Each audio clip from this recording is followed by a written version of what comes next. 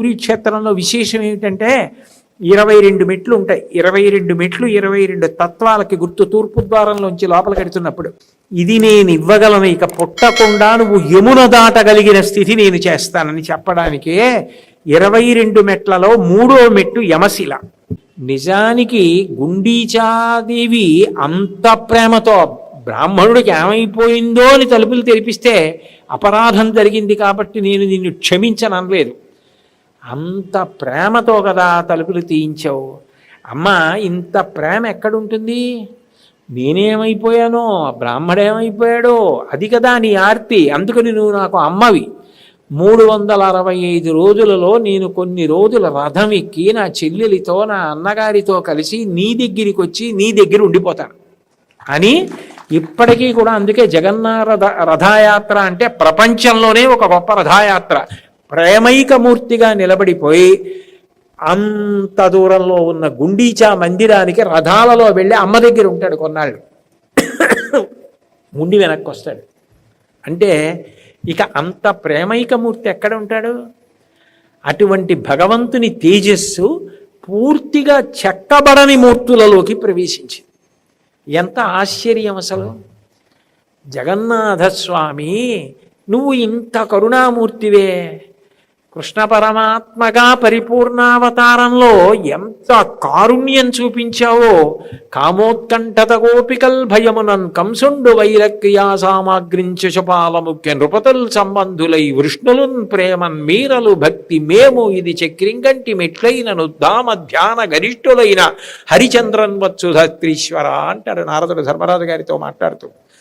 కామోత్కంఠత గోపికల్, కామము చేత గోపికలు భగవంతుణ్ణి పట్టుకున్నా, భయమునన్ కంసుండు, భయంతో కంసుడు పట్టుకున్నా, వైరక్రియా సామగ్రించి శుపాల ముఖ్య నృపతులు, ఆయన మీద శత్రుభావంతో శిశుపాలుడు మొదలైన వారు పట్టుకునే ప్రయత్నం చేసిన సంబంధులై వృష్ణులు, మేము వృష్ణివంశం వాళ్ళం, కృష్ణుడు కూడా వృష్ణివంశంలో పుట్టాడని చెప్పి మా మధ్య బంధుత్వం ఉందని వృష్ణివంశం వాళ్ళు పట్టుకున్నా, సంబంధులై వృష్ణులు ప్రేమన్ మీరలు, ఓ ధర్మరాజాదులారా మీరు ప్రేమతో పట్టుకున్నా, సంబంధులై వృష్ణులు ప్రేమన్ మీరలు భక్తి మేము, నారదాదులు భక్తితో పట్టుకున్నా, ఏ భావంతో పట్టుకున్నా భగవంతుడి యొక్క అనుగ్రహం ఏమిటంటే తరింపజేయడమే. అదే లక్షణం జగన్నాథస్వామి యందు కూడా ప్రకాశిస్తూ ఉంటుంది. అందుకే ఎక్కడికి వచ్చాడు అంటే సముద్ర తీరానికి వచ్చాడు. సంసార సాగరం నుంచి నేను ఉద్ధరిస్తానని చెప్పడానికి. అందుకే మహాంబోధే తీరే అని మొదలుపెట్టారు శ్లోకం శంకరాచార్యుల వారు. అటువంటి కృష్ణ పరమాత్మ కృష్ణావతారంలో ఎన్ని కోటాను కోట్ల మందినైనా నా అనుగ్రహం ఏనాడు వాళ్ళకి కలిగిందని గుర్తేమిటంటే నా కోసం వాళ్ళు పరిగెత్తుకుంటూ నా దగ్గరికి వచ్చేస్తారు. ఆయన దర్శనం చేయడం కన్నా మాకేం కావాలని అన్నీ విడిచిపెట్టి పరిగెత్తుకు రావడమే రాసలీల యొక్క ప్రారంభ ఘట్టం.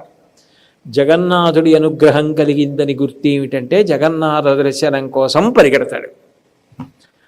ఏ కష్టమో ఏ నిష్ఠూరమో నేను జగన్నాథ దర్శనం చేసేవలసిందే జీవితంలో. మళ్ళీ మనుష్య జన్మ వస్తుందా? ఇలా పూరి వెళ్ళి చేయగలనా? కాబట్టి నేను వెళ్ళి దర్శనం చేసుకోవాలని పరిగెడతాడు జగన్నాథ దర్శనానికి. రాసలీలలో కృష్ణుడి యొక్క పిలుపు మేరకు ఎలా పరిగెత్తారో. ఎవరు పరిగెత్తారు? అందరూ పరిగెత్తారా? గోపికలు పరిగెత్తారు. గోపికలు గత జన్మలో మునులు కాబట్టి.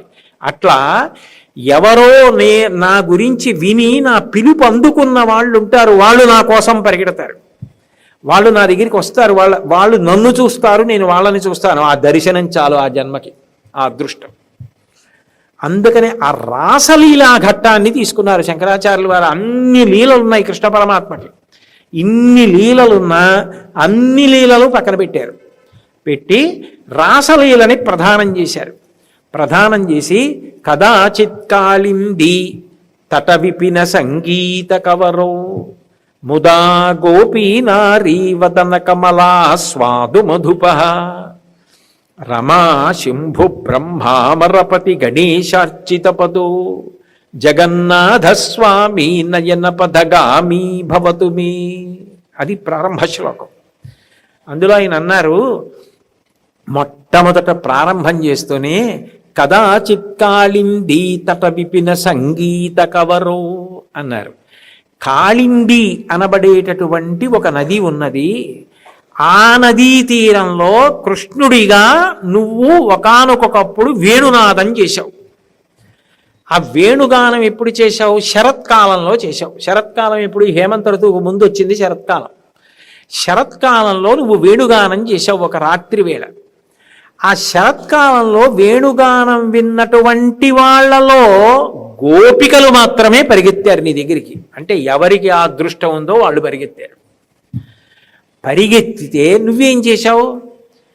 నిన్ను చూసి వాళ్ళు మురిసిపోవడం కాదు, ముందు నువ్వు మురిసిపోయావు. నా కోసం మీరు పరిగెత్తుకొచ్చారా అని ఇంద్రజుమ్నుణ్ణి చూసుకుని మురిసిపోయినట్టు, విశ్వావసువుని చూసుకుని మురిసిపోయినట్టు ఆ అవతారంలో కూడా పరిగెత్తుకొచ్చిన గోపికల యొక్క ముఖములను చూసి ఆ మకరందపానం చేసి ఆనందపడిపోయావు. ముదా గోపీ నారీ వదన కమలా స్వదుమధుప. తుమ్మెదవై వాళ్ళ ముఖాలలో ఉన్నటువంటి ఆ భక్తి మకరంద పానం చేశాం. స్వామి ఆనాడు రాసలీలతో ప్రారంభం. ఎక్కడెత్తుకున్నారు శంకరాచార్యులు వారి శ్లోకం అంటే కదాచిత్ కాళింది, ఒకానొకప్పుడు కాళింది నదీ తీరంలో చేశావు ఇది అన్నారు. కాళింది అన్న మాట ఎందుకు వాడాలి అంటే కాల అంటే నలుపు అని అర్థం, కాల అంటే కాలము అని. నిజానికి సూర్య భగవానుడికి ఒక కొడుకు ఒక కూతురు. కొడుకు పేరు యముడు, కూతురు పేరు యమున. యమునకే కాళింది అని పేరు. ఆ కాళింది అన్న పేరు ఎందుకు వచ్చింది అంటే యమున నల్లగా ఉంటుంది, గంగ తెల్లగా ఉంటుంది, కాలము నలుపు. నలుపు ఎందుకంటే కాలమునందు పుట్టి కాలమునందే మనందరం కూడా వెళ్ళిపోవాలి, లయమైపోవాలి. అటువంటి కాలము నలుపు, ఆ కాలస్వరూపము కాబట్టి కాళి. కాళి నలుపు, నారాయణుడు నలుపు, పార్వతీదేవి నలుపు. నలుపు కారు నలుపు కాదు, నల్లని మబ్బు లాంటి చల్లని నలుపు. అటువంటి నల్లని యమున ఉందే, అది దాటడం ఎవరికీ సాధ్యం కాదు. యముడి పాశం తప్పించుకోలేరు. సూర్యుడి యొక్క కొడుకుని కూతుర్ని ఎవరు దాటలేరు. సూర్యుడి యొక్క కొడుకు యముడు. ఆయన ఏ సమయంలో ఉసురు తీయాలనుకున్నాడో అప్పుడు ఆయన పాశం వెయ్యగానే ఎంతటి వాడైనా పడిపోవలసిందే. మొన్న మా ఇంటికి వచ్చి కాకినాడలో నాతో ఒక ఆయన మాట్లాడుతూ, మా నాన్నగారు చాలా ధార్మికులండి, చాలా గొప్పవారు, ఎంత అనాయాసంగా విడిపోయారంటే ఎక్కడికో వెడదామని లేచి వెళ్ళి తలకాయ దువ్వుకుంటూ పడిపోయి శరీరం వదిలేశారన్నారు. ఊపిరి తీసి వదలకపోయినా మృత్యువు, వదిలింది తీయకపోయినా మృత్యువు. యముణ్ణి తప్పుకోగలిగిన వాడు లేడు, కాలమును దాటగలిగిన వాడు లేడు. నిన్న రమ్మంటే ఇవాళ రాదు. ఇవాళ సాయంకాలం 6:30 సమయంలో నీ చేసిన ప్రసంగం మళ్ళీ ఇప్పుడు వినపడమంటే వినపడదు. ఏదో తర్వాత దాంట్లో ధనిముద్రణ చేసిన తర్వాత వినడం మీరు ముఖతః అని చెప్తుండగా ఆ సమయంలో అది చెప్పింది అంతే. ఆ కాలంలో అలా వెళ్ళిపోయింది. అది కాలం ఒక్కసారి వెళ్ళిపోయిందా ఇక మళ్ళీ రమ్మంటే రాదు. ఆ కాలాన్ని ఎవడు సద్వినియోగం చేసుకున్నాడో వాడే కాలాన్ని దాటుతున్నాడు. ఎవడు సద్వినియోగం చేసుకోలేకపోయాడో వాడు యమున ఒడ్డున ఉండిపోయాడు. అందుకని యమున ఒడ్డునే వేణువు ఊతాడు. అంటే దాని అర్థం ఏమిటంటే ఎవరు నన్ను గుండెల్లో పెట్టుకుంటారో వాళ్ళు కాలమును దాటేస్తారు. అంటే ఇక కాలంలో వాళ్ళు పుట్టరు. మీకు బాగా అర్థం అవ్వాలంటే నేను ఒక్క మాట చెప్తే మీకు అర్థమవుతుంది. చూడండి, ఎవరైనా శరీరం వదిలిపెట్టేసిన వాళ్ళు ఉన్నారనుకోండి, వాళ్ళ చిత్రపటం పెట్టి జనన తేదీ అని వేస్తారు, మరణ తేదీ.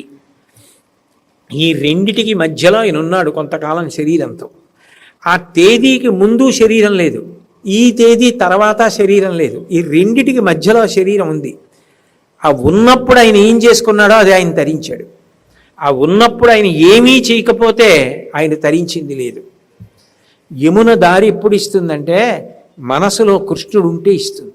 అందుకే మీరు చూడండి, శ్రీకృష్ణ పరమాత్మ యొక్క అవతారం ఆవిర్భవించింది అర్ధరాత్రి వేళ పుట్టాడు మహానుభావుడు. జలధర దేహు నాజాను చతుర్బాహు సరసీరుహక్షు విశాలవక్షు చారు గదా శంఖచక్ర పద్మ విలాసు కంఠ కౌస్తుభమణి కాంతిభాసు కవనీయ కటిసూత్ర కంకణ కేయూర శ్రీవత్సలాంఛనాంచిత విహారు ఉరుగుండల ప్రభాయుత కుంతలలలాటు వైఢూర్యమణిగణ వరకిరీటు బాలు పూర్ణేందు రుచిజాలు భక్త లోకపాలు సుగుణాలవాలు కృపావిశాలు చూచి తిలకించి పులకి తరించి చోద్యమంది ఉబ్బి చెలరేగి వసుదేవుడు ఉత్సహించే అంటారు పోతన గారు భాగవతంలో.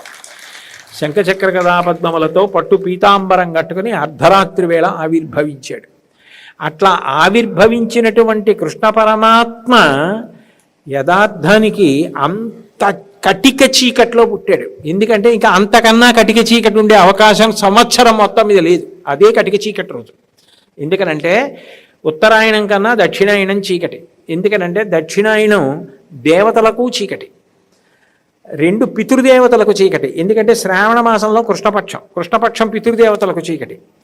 అన్ని మాసములలోకి మనకి శ్రావణ మాసం చీకటి. ఎందుకంటే సంస్కృతంలో నభోమాసం అంటారు, నల్లటి మబ్బులు కిందకు వస్తాయి, వర్ష ఋతువు, అందుకని చీకటి.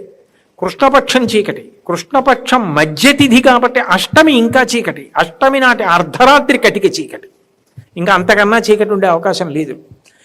అందుకని శ్రావణ మాసంలో బహుళ పక్షంలో అష్టమి నాటి అర్ధరాత్రి వేళ కృష్ణ పరమాత్మ ఆవిర్భవించాడు. అంటే అంత చీకటి ఉన్నప్పుడు ఆయన వచ్చాడు. అంటే దాని అర్థం చీకటిలోంచి వెలుతురులోకి తీసుకెళ్లడానికి నేను వచ్చాను. తమసోమ జ్యోతిర్గమయ మృత్యోర్మ అమృతంగమయ అసతోమ సద్గమయ. నేను మిమ్మల్ని చీకట్లోంచి వెలుతురులోకి తీసుకెళ్లడానికి జగద్గురువుగా వచ్చి భగవద్గీతనిచ్చాను అని చెప్పడానికి అలా వచ్చింది అవతారం. అటువంటి కృష్ణ పరమాత్మ యమునా నది దాటాలి అని వసుదేవుడు అనుకుంటే కృష్ణుణ్ణి ఎత్తుకొని, తెలుగు భాగవతంలో అయితే గుండెల మీద పెట్టుకుని యమున దగ్గరికి వెళ్ళాడు. మంచి వరదతో వెళ్ళిపోతోంది యమున. కృష్ణుణ్ణి ఎప్పుడైతే గుండెల మీద పెట్టుకుని వసుదేవుడు వచ్చాడో ఆశౌరికి తెరవసగను ప్రకాశోద్ధత తుంగ భంగ కలిత ధరా సాకాశయగు యమున మును సీతేశునకు పయోధి త్రోవ ఇచ్చిన భంగిన్. త్రేతాయుగంలో రాముడికి సముద్రం దారిచ్చినట్టు కృష్ణుణ్ణి గుండెల మీద పెట్టుకున్న వసుదేవుడు వచ్చేటప్పటికి యమున దారిచ్చేసింది. అంటే కాలం ఇక మళ్ళీ పుట్టవలసిన అవసరం లేకుండా, పుట్టుక లేదు కాబట్టి ఇక చావవలసిన అవసరం లేదు. యమున దాటాలి అంటే కృష్ణుణ్ణి గుండెల్లో పెట్టుకోవాలి. కృష్ణుణ్ణి గుండెల్లో పెట్టుకోవాలి అంటే కృష్ణుడి యొక్క వేణునాదం వినపడాలి. వినపడితే పరిగెత్తిన వాళ్ళు ఎవరో వాళ్లే కృష్ణ దర్శనం చేస్తారు, వాళ్ళతోనే రాసలీల చేస్తాడు. కృష్ణుడిగా అప్పుడు అది చేశావు. అప్పుడు కొద్ది మందే వచ్చారు గోపికలు. ఈ అవతారంలో ఆ కారుణ్యం విస్తరించింది. ఇప్పుడు అర్ధరాత్రి వేళ రావక్కర్లేదు, విడిచిపెట్టి రావక్కర్లేదు. జగన్నాథుడి మీద ప్రేమతో ఎవరెవరు పరిగెత్తుకొచ్చి చూస్తున్నారో వాళ్ళందరికీ పాపనాశనం చేసి వాళ్ళందరినీ నీ హక్కును చేర్చేసుకుంటున్నావు. అంత తేలిక చేసేసావు. అందుకే 3వ మెట్లు యమశిల. నేను దాని గురించి మీకు చెప్తాను. అందుకే ఇప్పటికీ పూరీ క్షేత్రంలో విశేషం ఏమిటంటే 22 మెట్లు ఉంటాయి. 22 మెట్లు 22 తత్వాలకి గుర్తు. తూర్పు ద్వారంలోంచి లోపలికి వెడుతున్నప్పుడు మళ్ళీ జగన్నాథస్వామి గుళ్ళో ఒక్కొక్క ద్వారంలోంచి మీరు ఎడుతున్నారంటే ఒక్కొక్క దానికి అది సంకేతం. తూర్పు ద్వారంలోంచి వెడుతున్నప్పుడు 2 సింహాలు ఉంటాయి, దాన్ని సింహద్వారము అంటారు. మీరు అందులోంచి వెళ్ళారనుకోండి మోక్షమునకు కారణము. సాధారణంగా అందరినీ తూర్పు ద్వారంలోంచి 2 అంటారు. పైగా దానికి ఎదురుగుండా కోణార్కలో ఉన్న సూర్య స్తంభం ఉంటే దాని మీద అనూరుడు ఉంటాడు. అది దర్శనం చేసి తూర్పున సూర్యబింబానికి ఎదురుగుండా ఉంటాడు జగన్నాథుడు. జగన్నాథస్వామి దేవాలయంలో విచిత్రం ఏంటంటే పైనున్న సుదర్శనం మీరు ఊళ్ళో ఎక్కడున్నా కనపడుతుంది, మీ దగ్గరగా ఎదురుగుండా ఉన్నట్టు కనపడుతూ ఉంటుంది మీకు. అదో విశేషం. ఆ తూర్పు నుంచి ద్వారంలోంచి లోపలికి వెడితే సింహములు ఉన్న ద్వారంలోంచి వెళ్ళారు కాబట్టి సింహద్వారం, మోక్షం సిద్ధిస్తుంది. ఉత్తరాన ఉన్న ద్వారంలోంచి లోపలికి వెడుతుంటే ఏనుగులు ఉంటాయి, హస్తిద్వారం. హస్తి అంటే ఏనుగు. ఏనుగు ఎక్కడ ఉన్నా దాని కుంభస్థలంలో లక్ష్మీదేవి ఉంటుంది. అందుకని అర్ధసిద్ధి. నాకు అయ్యో డబ్బులు లేవు, బాధపడుతున్నాను, చాలా ఇబ్బందులు పడుతున్నాను, ఏ జన్మలో చేసుకున్న పాపమో అది తొలగి నా అవసరాలు తీరాలనుకున్న వాళ్ళు దక్షిణ ద్వారంలోంచి ఎడతారు. అందులోంచి అది ఉత్తర ద్వారంలోంచి ఎడతారు. ఉత్తర ద్వారంలోంచి వెళ్ళారు అంటే హస్తిద్వారం, 2 ఏనుగులు ఉంటాయి. ఆ ద్వారంలోంచి వెళ్ళారు అంటే అర్ధప్రాప్తి. అర్ధప్రాప్తి అంటే డబ్బే కాదు, సౌఖ్యమునకు కారకమైన సాధనములన్నిటికీ అర్థమని పేరు. నేను మంచం మీద పడుకున్నాను అనుకోండి చలికాలంలో, అది అర్థం. ఎందుకంటే అది నాకు సుఖవస్తువు. వెచ్చగా హాయిగా పడుకున్నాను, దుప్పటి సుఖవస్తువు, పంచాలాల్చి సుఖవస్తువు. నేను ఉంగరం, అది లేకపోకుండా ఆచమనం చేయకూడదు, ఉంగరం ఒక సుఖవస్తువు. ఓ విభూతి సుఖవస్తువు. ఇవన్నీ సుఖానికి కారకాలు, ఇవన్నీ అర్థమనే అంటారు. అవి ఉత్తరం నుంచి ఏనుగులు ఉన్న ద్వారంలోంచి వెడితే, హస్తిద్వారంలోంచి వెడితే అర్ధప్రాప్తి. పశ్చిమం నుంచి లోపలికి వెడుతున్నప్పుడు వ్యాఘ్రములు ఉంటాయి, పెద్ద పులులు.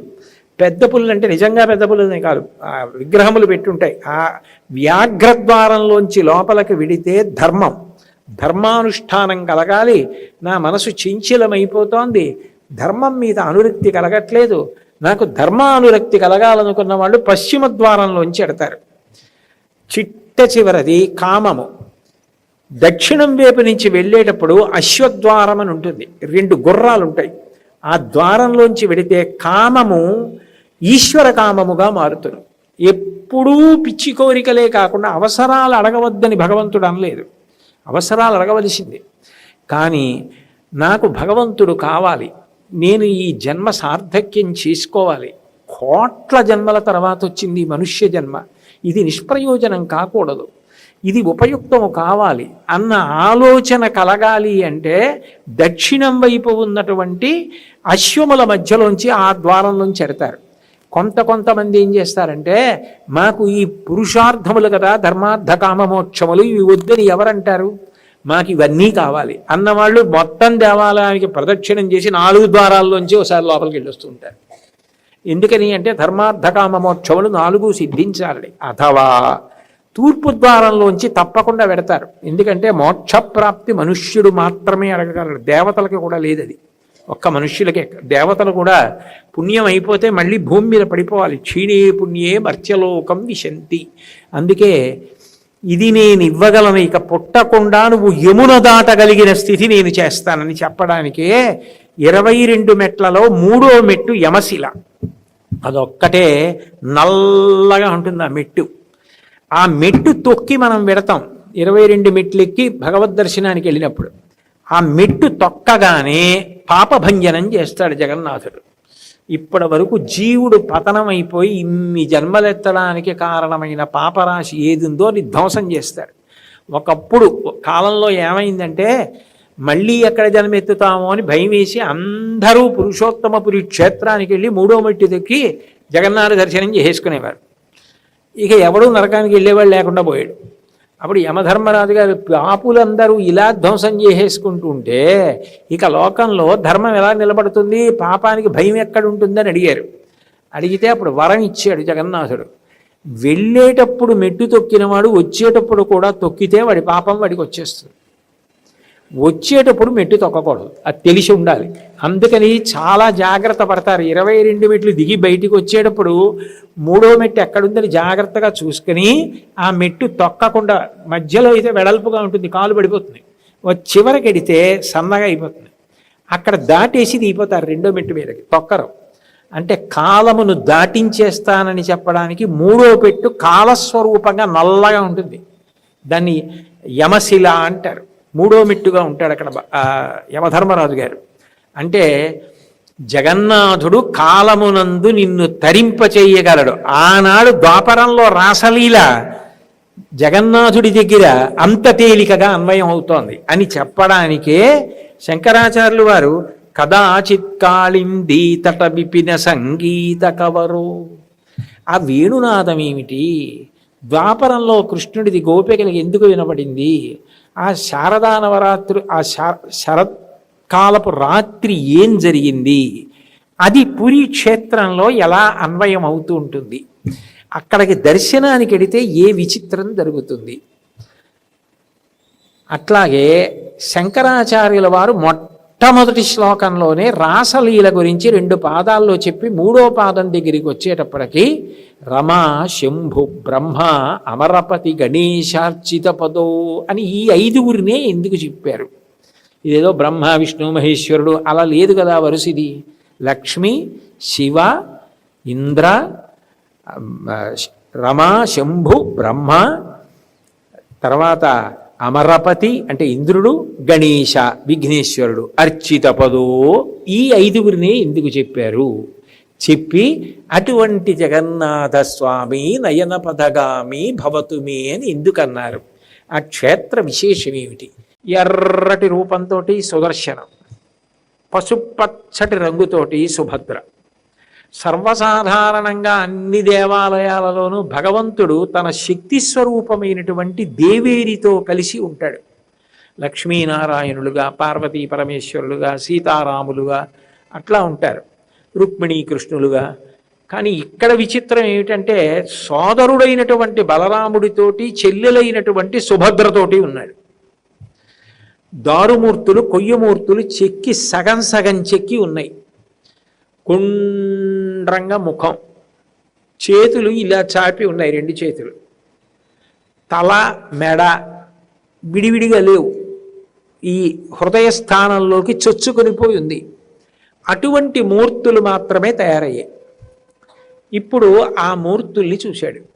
చూసి మళ్ళీ బావురుమని ఇచ్చాడు రాజు. అయ్యయ్యయ్యయ్యో, భార్య మాట విన్నాను, తొందరపడ్డాను. అంత గొప్ప దారు పంపించాడు భగవంతుడు.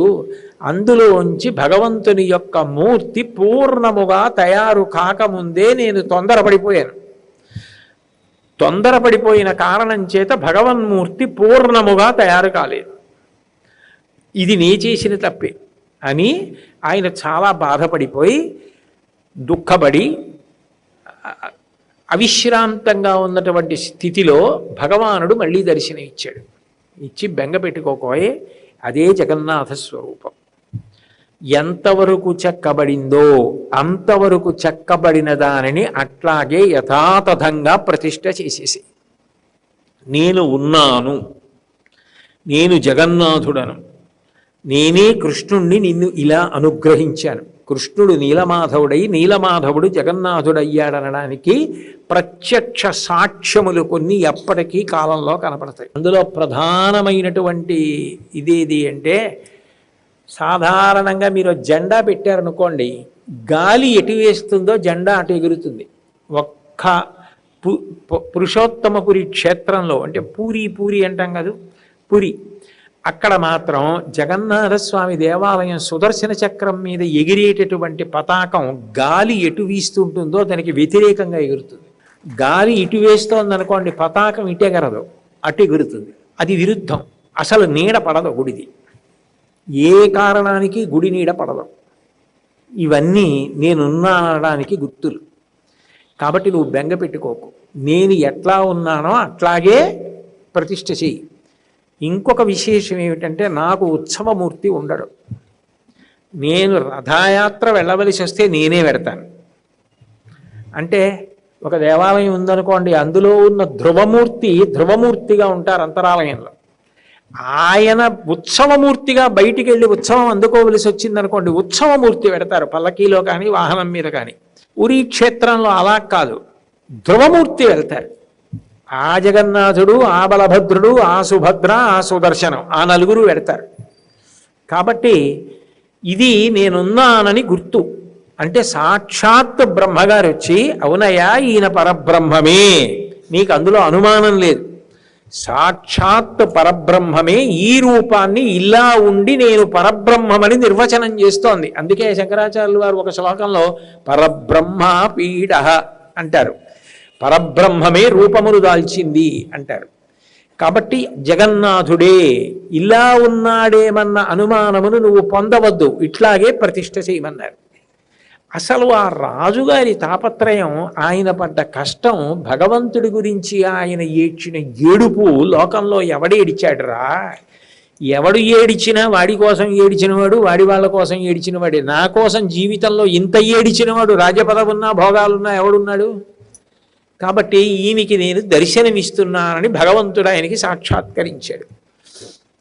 నువ్వు నా కోసం ఇంత పరివేదన చెందావు, ఇప్పుడు దేవాలయం కట్టి నన్ను ప్రతిష్ఠ చేస్తావు. నాకు ఒక ముచ్చట ఉంటుంది, నా కోసం ఇంత పరిశ్రమ చేశావు కదా, నీకు ఒక వరం ఇవ్వాలని నేను అనుకుంటున్నాను. ఏం కావాలి కోరుకోమన్నాడు. ఒకటి కాదు స్వామి, నాకు 3 అడగాలనుంది, నిన్ను అనుగ్రహిస్తావా అన్నాడు. తప్పకుండా అనుగ్రహిస్తాను, అడుగు అన్నాడు. మొట్టమొదటి కోరిక ఏదంటే, ఈ క్షేత్రంలో నీ చేతులు ఎప్పుడూ తడిగా ఉండాలి.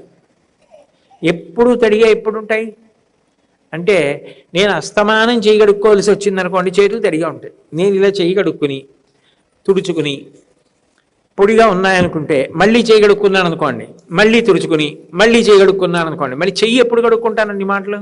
ఏదైనా తింటే ఏదో కొద్దిగా నోట్లో వేసుకున్నా ఎంగిలైనట్టే, అందుకని చేయగడుక్కోవాలి, సరే కనీసం నీళ్లు ముట్టుకోవాలి. కాబట్టి నువ్వు ఎప్పుడూ నీ చేతులు తడిగా ఉండాలి. అంటే అన్ని ప్రసాదాలు నువ్వు ఇక్కడ తింటూ ఉండాలి. అందుకే 56కి తక్కువ కాకుండా నైవేద్యాలు అవుతూ ఉంటాయి జగన్నాథస్వామికి. 56 అనుకుంటారు చాలామంది, 56 కాదు, 56కి తక్కువ కాకుండా. అంటే 56 దాటిపోయి ఒక్కొక్కసారి 100వ సంఖ్య మీద నైవేద్యాలు తయారవుతాయి. ఇంకా విశేషం ఏమిటంటే పూరి క్షేత్రంలో జగన్నాథస్వామికి నైవేద్యం చెయ్యబడేటటువంటి ప్రసాదం ఏది ఉందో దాన్ని వండుతుండగా చూడడం అన్నది సాధ్యం కాదు. అది ఆ ప్రసాదం తయారు చేసేటటువంటి ప్రదేశం గుడికి ఒక పక్కకు ఉంటుంది, పెద్ద భవనం కనపడుతుంటుంది. కానీ ఎవరిని లోపలికి వెళ్ళనివ్వరు. వేల మంది అందులో పనిచేస్తారు, అంత నియమంగా పనిచేస్తారు. ఇప్పటికీ కట్టెలు తెచ్చి గాడి పొయ్యిల మీద వంట చేస్తారు. ఆయన ఉన్నాడనడానికి, ఇంద్రజుమ్నుణ్ణి అనుగ్రహించాడు, వరం ఇచ్చాడనడానికి గుర్తు ఏమిటంటే ఒక్క కుండలో వండరు, ఏ రోజుకు ఆ రోజే కొత్త కుండలు. పొయ్యి పెట్టి పొయ్యి కింద కట్టెలు పెట్టి 7 కుండలు పెడతారు. 7 కుండలు పెట్టి 7 కుండల్లో 7 పదార్థాలు పెడతారు వంటకి. లేదా పోనీ ఒక పదార్థం అనుకోండి, మీకు అది తేలిగ్గా అర్థమవుతుంది. 7 కుండల్లో అన్నం పెట్టారనుకోండి, వండితే మొదట ఏ కుండలోది ఉడుకుతుంది? ఏది పొయ్యి మీద కట్టెల మీద మంట మీద ఉందో అది ఉడుకుతుంది. ఒక్క పురి క్షేత్రంలో మాత్రం పైన ఉన్న 7వ కుండలోది ముందు ఉడుకుతుంది, ఆఖరణ ఉన్న కుండ ఆఖరణ ఉడుకుతుంది. సృష్టికి విరుద్ధం కదా. నీకు నేను వరం ఇచ్చాననడానికి గుర్తు, కానీ నేను తినే వరకు ఇది ఎవరూ చూడ్డానికి వీల్లేదు. ఎందుకనంటే నువ్వు నన్ను అంత ప్రేమగా అడిగావు నేను తినాలని, నా చేయి తడిగా ఉండాలని. అందుకని ఎంత కట్టడి అంటే సొరంగ మార్గంలో తీసుకొస్తారు ప్రసాదాలు, అసలు ఎవరికీ కనపడదు. భోగమందిర్ అని ఉంటుంది, అక్కడ పెట్టి నైవేద్యం పెడతారు. నైవేద్యం పెట్టిన తర్వాత అది ప్రసాదం ఎప్పుడవుతుందంటే జగన్నాథుడికి ఒక్కడికి నివేదన అయితే కాదు. పదార్థం విమలాదేవి అన్న పేరుతో పార్వతీదేవి ఉంటుంది, శక్తిపీఠం, అమ్మవారి గుడి ఉంటుంది. అమ్మవారికి కూడా నైవేద్యం అవ్వాలి, ఎందుకంటే జగన్నాథ ప్రసాదం అంత రుచి. ఇంకో విశేషం ఉంది పూరిలో. ఒకరోజు 50,000 మంది వస్తారు. ఈ నైవేద్యం పెట్టిన పదార్థాలు అన్నీ కూడా ఇంతంత కాజాల దగ్గర నుంచి రకరకాల పదార్థాలు, ఈ పదార్థాలన్నీ కూడా భక్తులు తినడానికి వీలుగా పక్కనే అని ఉంటుంది, అందులోకి పంపించేస్తారు. అది మరీ విశేషమైనటువంటి ద్రవ్యం ఏం పెట్టక్కర్లేదు. కొంత ధనం ఇస్తే ఒక పెద్ద పళ్ళెంలో అన్ని పెట్టి ఇచ్చేస్తారు. నిజానికి తినలేం కూడా, అన్ని పదార్థాలు చూసేటప్పటికే కడుపు నిండిపోతుంది. నేను ప్రసాదం తీసుకోవడానికి వెళ్ళినప్పుడు నా విస్తట్లో ఇంత పెద్ద కాజా కూడా ఇచ్చాడు. అయ్యి బాబు, ఈ కాజా చూస్తేనే కడుపు నిండిపోయేటట్టుంది అనుకున్నాను. అసలు ఎన్ని పదార్థాలు, ఎన్ని మధుర పదార్థాలు. 50,000 మంది వస్తే 49,999 మందికే సరిపోయింది, ఒకళ్ళకి ప్రసాదం అందలేదని ఉండదు. మర్నాడు 1,00,000 మంది వచ్చారనుకోండి, 1,00,000 మందికి ప్రసాదం సరిపోతుంది. 2,00,000 మంది వచ్చారనుకోండి, 2,00,000 మందికి సరిపోతుంది. వెడుతూ ఉంటారు, కొనుక్కుంటూ ఉంటారు, పెట్టుకుంటూ ఉంటారు, తింటూ ఉంటారు, మంచినీళ్ళు తాగుతూ ఉంటారు. వెళ్తూ ఒక్క చోట ఒక చీమ కానీ ఈగ కానీ కనపడదు. మరి అన్ని వేల మంది, నేను అలా ఏమైనా కనపడుతుందా అని చూశాను, ఈగలు అవి ఏమైనా వాళ్తాయా అని. అన్ని లక్షల మంది తింటారు. ఇంతమంది తిన్నారని అక్కడ ఏదైనా అనారోగ్యాలు అటువంటివి కూడా, అంటే శుభ్రత కూడా అంత బాగా నువ్వు పాటిస్తారు. ఆ దివ్యత్వం అనేటటువంటిది క్షేత్రంలో ఇంద్రజుమ్న మహారాజు గారు అడిగినప్పుడు ఇచ్చిన వరం. ఆ విమలాదేవికి కూడా నైవేద్యం అయ్యాకే ప్రసాదం, అప్పుడే వస్తుంది. కారణం ఏంటంటే జగన్నాథ ప్రసాదం అంటే అన్నగారు అవుతాడు కదా, మరి పార్వతీదేవికి నారాయణ నారాయణి, ఆవిడికి కూడా అంత ఇష్టంట జగన్నాథ ప్రసాదం. రోజు కైలాసానికి ఎడుతుందట జగన్నాథ ప్రసాదం. ఒక రోజున ఆ వచ్చిన ప్రసాదాలు ఏవో మధురంగా ఉన్నాయి, తినేశారు సుబ్రహ్మణ్యుడు, వినాయకుడు, ప్రమదగణాలు, పరమేశ్వరుడు అందరూ. పార్వతీదేవి అడిగిందిట, ఏది జగన్నాథ ప్రసాదం అదిట. అయిపోయింది, తినేశామన్నారట. మర్నాడు ఆవిడ, మీకు నేను ఆ విశేషాలు ఎక్కడైనా ఒక శ్లోకం చెప్పినప్పుడు చెప్తాను, ఆవిడ ఎలా వెడుతూ ఉంటుంది, ఏమిటి, ఎక్కడ అరుగు మీద కూర్చుంటుంది అమ్మవారు, దానికి ఇప్పటికీ సాక్ష్యాలు ఉంటాయి. ఆవిడ కూర్చుంటుంది అనడానికి సాక్ష్యం ఉంది. కాబట్టి ఆ తల్లి జగన్నాథుడి దగ్గరికి వెళ్ళి అడిగింది, నిన్న నాకు నీ ప్రసాదం సరిపోలేదా, పంపించింది కైలాసంలో, మా వాళ్ళు తినేశారు బాగుందని, నేను తినలేదు అంది. ఇప్పుడు జగన్నాథుడు, అయ్యో చెల్లి నువ్వు తినకపోవడమా, నేను నీకు వరం ఇస్తున్నాను, నాకు నైవేద్యం అయిన తర్వాత నా చెయ్యితడి ఎలాగో నీ చెయ్యితడి అంతే, నీకు నైవేద్యం అవుతుంది. అసలు ఆ నైవేద్యానికి అంతు దరి ఏముండదు. అన్ని పదార్థాలు సొరంగంలోంచి వస్తుంటాయి, ఆ భోగమందిర్లో పెడుతూ ఉంటారు, నైవేద్యాలు పెడుతూ ఉంటారు, వెడుతూ ఉంటాయి, ప్రసాదాలు భక్తులకు ఇస్తూ ఉంటారు. అన్ని నైవేద్యాలు జరిగే ఏకైక క్షేత్రం భారతదేశం మొత్తం మీద పూరీ క్షేత్రం ఒక్కటే. అన్ని పదార్థాలు నైవేద్యం పెడతారు. అన్ని పదార్థాలు ఓపిక ఉండాలి కానీ రుచి చూడొచ్చు కూడా. కాబట్టి అంత గొప్ప క్షేత్రం అది. మొదటి వరం. బహుశः అంత ప్రేమ ఎవరికి ఉంటుంది? ఎవరైనా మన ఇంటికి వస్తే పొద్దున చాలా ప్రేమ ఉందనుకోండి, పొద్దున్న పలహారం పెట్టేటప్పుడు అలా పెట్టాలి ఇలా పెట్టాలి మా రాఘవేంద్రరావులా పరవశించిపోయి పెడతారు.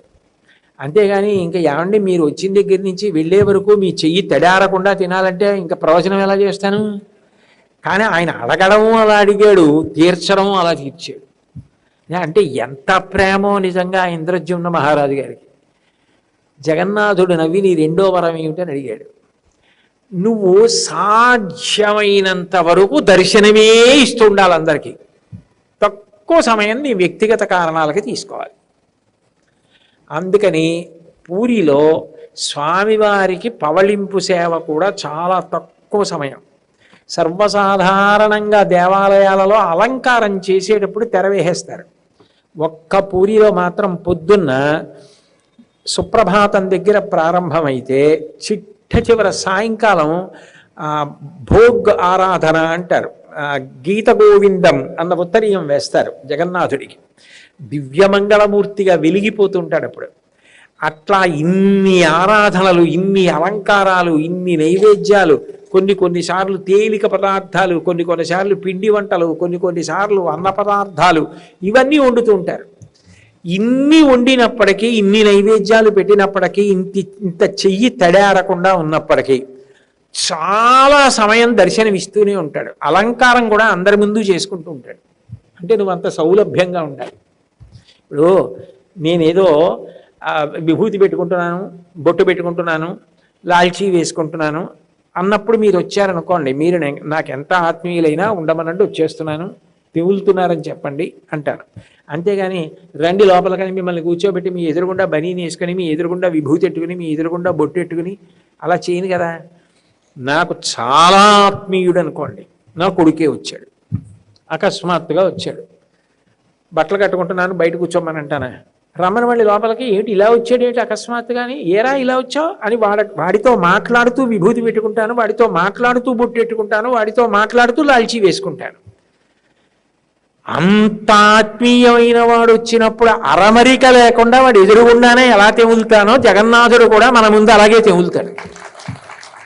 తెములుతాడన్న తెలుగు మాట వాడాను నేను. అంటే అలా అలంకారం చేసుకుంటాడు తప్ప నేను అలంకారం చేసుకుంటున్నాను కాసేపు ఉండండి అండం. అందుకే జగన్నాథుడంతటి దయామూర్తి లేడు.